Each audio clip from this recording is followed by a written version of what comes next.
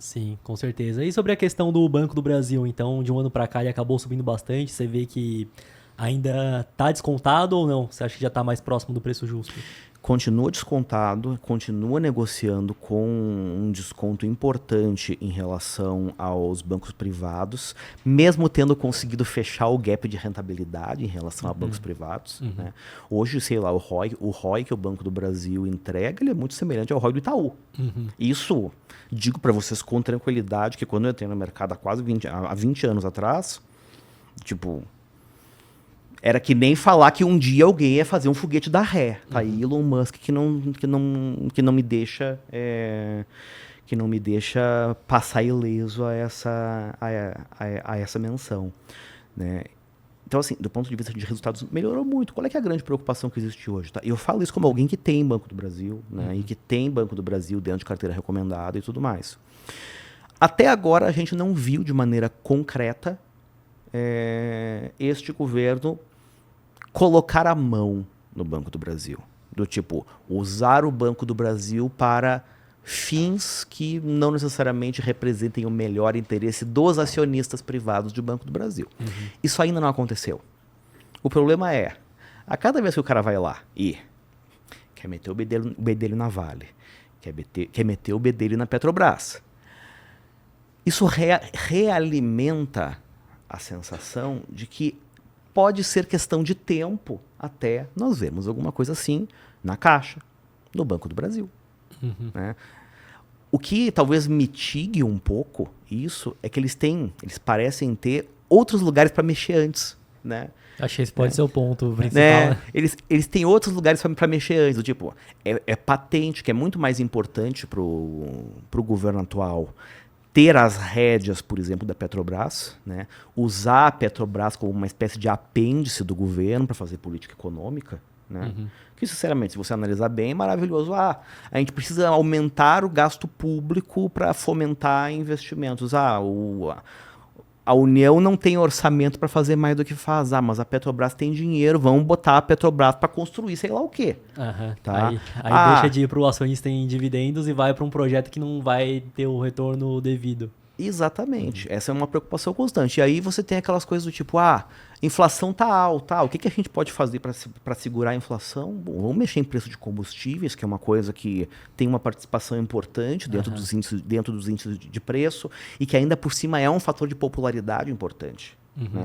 Agora, por exemplo, é o caso. Vocês devem ter visto, saiu recentemente aí pesquisas mostrando, né, popularidade do governo caindo. Vocês podem ter a mais absoluta certeza de que benesses virão com o objetivo de tentar recuperar a popularidade do governo. Esses dias eu estava vendo aí uma discussão de Vale Carne, por exemplo. Né? Que eu até lembro Falou lá. Da picanha, então tem exatamente, que ter um Vale Carne. né? Prometeu a picanha, né? Que todo brasileiro ia poder lá, né? Comprar picanha para fazer seu churrasquinho no final de semana, tomar sua cervejinha e tudo mais. Eventualmente vai ter, né? E eu ainda penso com os meus botões, né? Que o Vale Carne, se eventualmente acontecer, ele ainda é bom porque ele favorece setores que têm empresas de amizade histórica com o governo, né? Mais um ponto ainda para ainda por cima tem isso. Da mesma maneira que, sei lá, né? Isso aí a gente viu, acho que foi no Dilma 1 ou foi no Lula 2, não lembro mais. Incentivos para compra de eletrodomésticos, né? Em condições assim super favoráveis. Isso aí foi maravilhoso, por exemplo, para empresas de varejo. E não por acaso você tem algumas empresas de varejo até hoje, né, donos, né, acionistas e executivos e tudo mais que são completamente apaixonados pelo PT. Tá? Sim. Não é de graça, não existe apoio grátis. Não existe apoio grátis. E essas coisas fazem parte, tá? Essas coisas, elas fazem parte. E eu insisto no que eu falei agora há pouco, né? Não caiamos na cilada de achar que isso é uma coisa que acontece só no Brasil e que isso é uma coisa que só acontece em governos de uma determinada cor ideológica. Isso não é verdade, tá? Isso acontece em todo lugar do mundo, tá? Por exemplo, nos Estados Unidos, o lobby é um negócio regulamentado, gente. Né? Tipo, é jogo aberto. né? Aqui no Brasil tem essa coisa de fazer de conta que lobby é pecado, essas coisas não acontecem, né? Deus me livre, né? Quando a gente sabe que acontece sim, tá? E insisto, isso acontece em governos de qualquer lugar do mundo e com qualquer cor ideológica. Você sempre vai ter, né, os empresários com mais tração junto ao governo. Você sempre tem indústrias, né, segmentos da economia que acabam tendo mais tração. Por exemplo, né, trazendo outro exemplo, que inclusive nesse caso talvez até dê para dizer que de certa forma remonta até o surgimento do PT. Mas Anfávia, indústria automotiva. Né? Lembremos onde o PT começou. É evidente que existe uma afinidade ideológica que faz com que, né, durante determinados governos, entidades como a Anfávia, né, ou outras do setor, né, pessoal de autopeças também, coisas do gênero, né, parece que sempre que certos partidos estão no poder, o setor precisa urgentemente de ajuda, porque está tudo ruim, está tudo péssimo, meu Deus do céu, as empresas vão quebrar, as cadeias são longas, vai ter um monte de desempregado, não sei o que, então vamos lá, né? Programa aí de isenção fiscal para todo mundo comprar automóvel. Né? Coisa que a gente viu acontecer no ano passado. Tá? Mas o que eu quero dizer com tudo isso isso é normal. Tá? Sim. A gente não pode... porque é somente agora, exato, sempre ocorreu. A gente pode dizer que não é bonito, a gente pode dizer que não é agradável aos nossos olhos, mas a gente não pode dizer que isso é uma anomalia. Isso é uma coisa que acontece, já aconteceu em diferentes momentos do tempo, já aconteceu com diferentes indústrias, em diferentes países, com diferentes governos e diferentes cores ideológicas. Isso faz parte do jogo. Exato. E até me espanta um pouco o cara que às vezes quer deixar de investir completamente no Brasil por conta do governo trocar. Sendo que ele sempre troca a cada 4 anos, então o cara que investe aqui já tem que entender que vai ter momentos que vai ter um governo, vai ter momentos que vai ter outro, e não é por conta disso que ele deveria deixar de investir, né, Matheus? Acho que o principal é entender qual que é o risco que ele está correndo e qual que é o desconto que ele precisa para comprar alguma coisa nesse cenário. Você está corretíssimo. Você está corretíssimo. E principalmente não perder de vista que, gente, a história econômica e política do Brasil é uma bagunça. É uma completa bagunça. Né? Se a gente pegar ali todo o século XX, né, o século passado, né, tipo, foi uma bagunça completa. Nós somos um país que, cara, a gente teve ditadura, né? E eu nem tô falando da militar, eu tô falando de Vargas, tá? Do tipo, um pedaço importante lá da primeira metade do século, né? A gente teve um regime militar, a gente teve não sei quantas moedas. Exato, hiperinflação. Se eu não sei quantas moedas a gente teve, eu imagino que vocês definitivamente não sabem, porque vocês não viveram isso. Acho que foram 7 trocas de moedas, se não me engano, tipo que a gente já assim, fez um vídeo sobre. Cara, do tipo assim, vocês estão malucos, entende? Não tinha nem unidade de conta direito nesse país. E perto de tudo que esse país já passou, tipo assim, os tempos que nós vivemos hoje são absolutamente maravilhosos.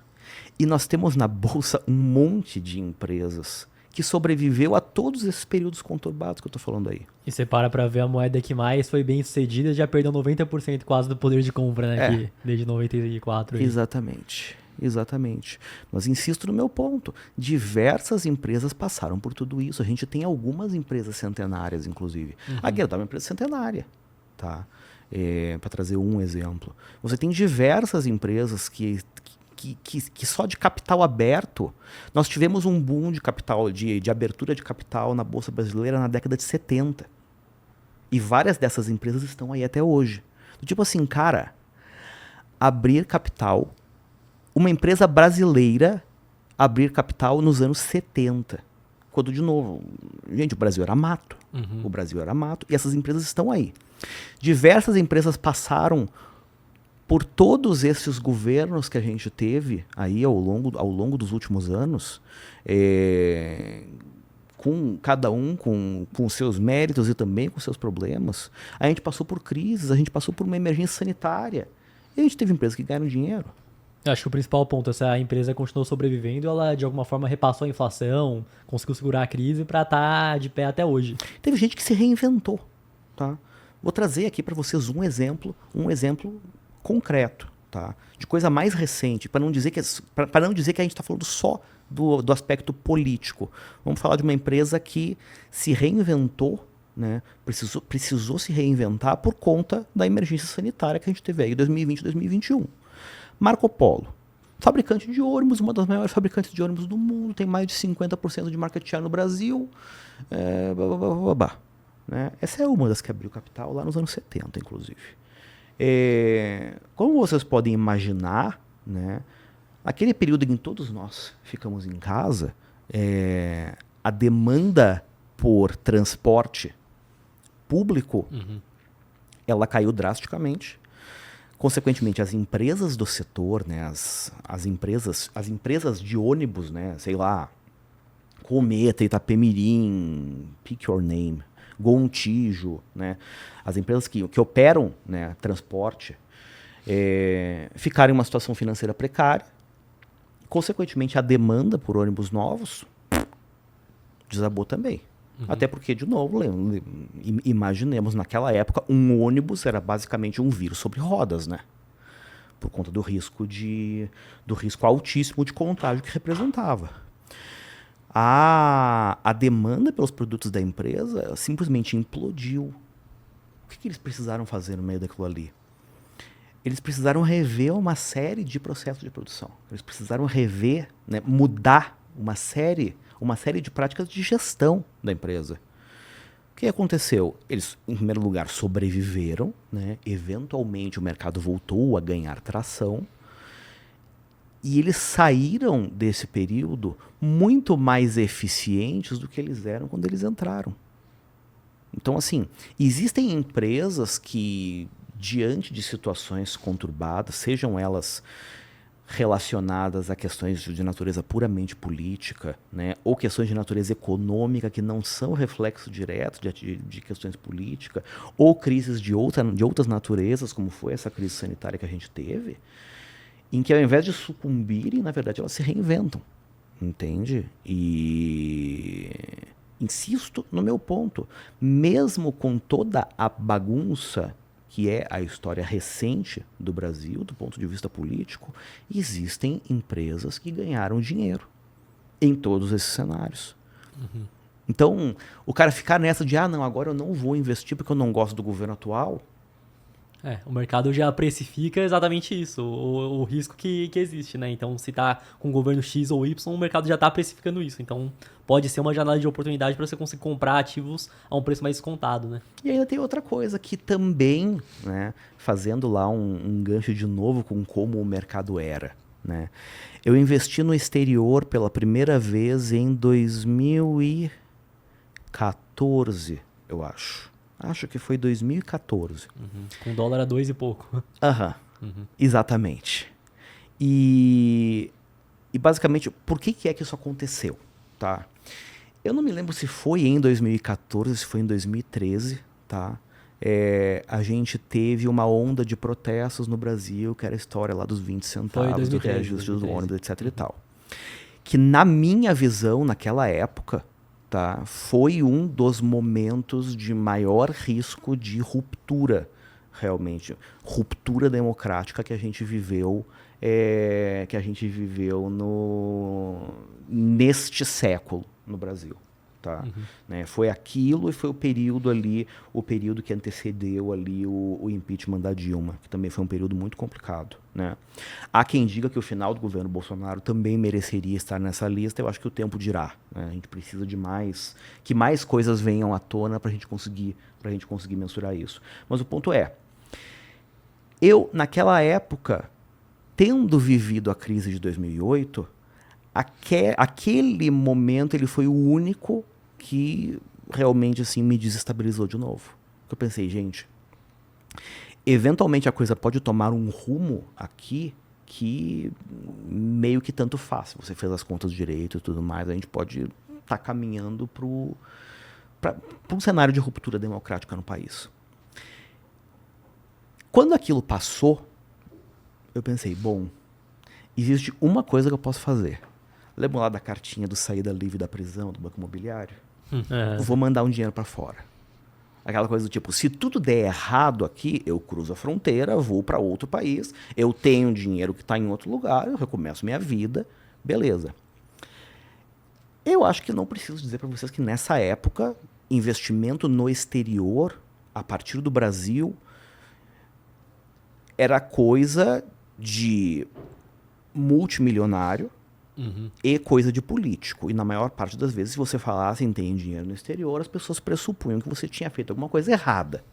Tá? Exato, né? Não tem a facilidade de hoje que você vai daqui do Brasil, abre conta numa corretora lá fora e investe. Era bem mais complicado. Dava para abrir conta lá fora, só que o processo era muito mais difícil. Eu, nessa época, né, e indo muito nessa linha, né, do imaginário popular de que o cara tem dinheiro fora, provavelmente tem alguma mutreta, eu abri uma conta numa corretora na Suíça. Então, ainda por cima, né, só para completar, né, o estereótipo, né, do tipo, né, o cara tem dinheiro na Suíça, ainda por cima, né, deve ser desvio de obra de político, alguma coisa do gênero. E, cara, todo o processo, documentação, blá, blá, blá, tudo em papel pelo correio, para lá e para cá. Hoje em dia, é uma piada. É uma piada como é fácil. Sim. Mas por que eu tô falando disso? Porque, você tem preocupações a respeito aí do cenário Brasil, você não é obrigado a investir só no Brasil. Inclusive, esta coisa brasileira de investir somente no próprio país é uma coisa que, para um investidor americano, por exemplo, eles olhavam, né? Olhavam porque está mudando, né? Mas olhavam como uma coisa muito, muito exótica, assim, né? Por que esses brasileiros investem só no Brasil, né? E isso tem muito a ver com o fato de que nós passamos muitos anos com uma dificuldade muito grande de acesso ao mercado internacional. Tudo isso para dizer que, você está preocupado aí com os rumos da política no Brasil, por que você não está geograficamente diversificado nos seus investimentos? Invista fora também. Com certeza. Você não precisa ter 80% da sua carteira no Brasil. Daqui a pouco você pode chegar à conclusão, cara, eu vou ter 20% do meu patrimônio em empresas no Brasil e o resto, sei lá, eu vou investir nos Estados Unidos, vou comprar ações de renda fixa lá, vou investir na Ásia. Hoje em dia hoje em dia é fácil fazer isso. Você vê que toda pessoa, estruturalmente na carteira, deveria ter uma parte no exterior? Do ponto de vista de alocação, eu acho que faz sentido, tá? Eu acho que sim, é bacana. Onde eu acho que as pessoas se perdem um pouco, com frequência, é na forma, né? Na operacionalização. Por que eu estou dizendo isso? Hoje em dia é fácil abrir uma conta fora. Só que o fato de ser fácil abrir uma conta fora não significa que compensa para qualquer pessoa abrir uma conta fora. Por quê? Em primeiro lugar, cara, dá um trabalho adicional substancial, tá? Do ponto de vista de imposto de renda, do ponto de vista de controle de operações, blá, blá, blá, blá, blá. Você tem muito menos, né? Por mais que a internet seja um campo aberto, objetivamente falando, na maioria dos casos, você tem muito menos informação a respeito das empresas lá de fora, em comparação ao que você tem aqui, por uma questão de acesso mesmo, tá? A não ser que, sei lá, eu assino algumas coisas lá de fora, assim, tipo Morningstar, coisa do gênero, porque eu preciso para os meus clientes de consultoria.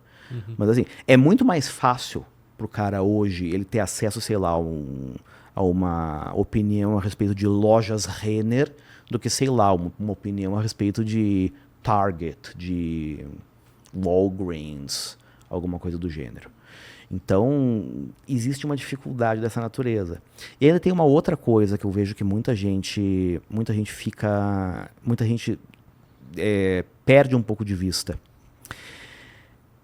Quando você tem recursos lá fora, né, e eventualmente acontece alguma coisa com você, às vezes os custos relacionados à sucessão, repatriação desses recursos, etc. e tal, lá fora acabam sendo tão altos que não vale a pena trazer o dinheiro. Tá? Acho que é um ponto importante. E também tem a questão do imposto sobre herança lá fora ser gigantesco, sim, né? Sim. O imposto lá fora é gigantesco. Existem algumas maneiras de eventualmente, Sim. resolver isso, né? ETFs irlandeses, por exemplo, estão muito em voga por causa disso, né? Porque a tributação na Irlanda ela é super favorável. Mas o tipo, eu tenho uma conta, sei lá, na Avenue, alguma coisa do gênero, eu tenho um lote de ações da Berkshire Hathaway. Tipo assim, cara, eu te digo, desculpa, eventualmente você tem um problema na mão. Porque aquilo ali não vai isoladamente, talvez, fazer uma diferença tão grande no seu patrimônio a longo prazo. E vai te dar uma dor de cabeça adicional todos os anos no seu IR. E talvez não faça sentido. Tudo isso para dizer o quê? Eu acho que dependendo do tamanho de patrimônio, faz muito mais sentido você ter exposição lá fora via ETF. E dá para comprar ETF na B3 mesmo. Tem um monte de ETF, tanto patrocinado quanto não patrocinado. Aliás, os patrocinados, eles são poucos. Mas ETF não patrocinado, né, que são os ETFs que simplesmente replicam, né, ações lá de fora e que as empresas não têm nada com isso, né, é um banco que geralmente institui. Cara, eu fui ver esses dias, tem uma quantidade inacreditável de BDRs. De BDRs não patrocinados, de ETF, de BDRs não patrocinados na Bolsa Brasileira. Tem ETFs de bolsas estrangeiras. Você pode comprar, sei lá, um IVVB11. Você tem o World 11 no Brasil. Isso é uma coisa, cara, lá atrás, quando eu abri o raio da conta na Suíça, eu olhei, nossa, olha que legal, tem um ETF aqui que eu posso investir em ações de todos os lugares do mundo. Era uma coisa revolucionária na minha visão tupiniquim, porque, enfim, o mercado aqui era muito diferente. Então, eu acho que, às vezes, dependendo do tamanho da exposição, pode ser mais sábio, dependendo também do tamanho do patrimônio do sujeito, que ele faça a coisa de uma maneira mais simples. Tá? Então, pega a BDR aqui mesmo, pega um Sim. IVVB e é isso. Eu não acho que faça muito sentido, sei lá, cara, tenho $5.000 numa corretora no exterior. Tipo assim... Você vai perder tempo, energia e aquilo ali não vai produzir um resultado de uma magnitude que justifique todo o tempo e energia que você vai gastar.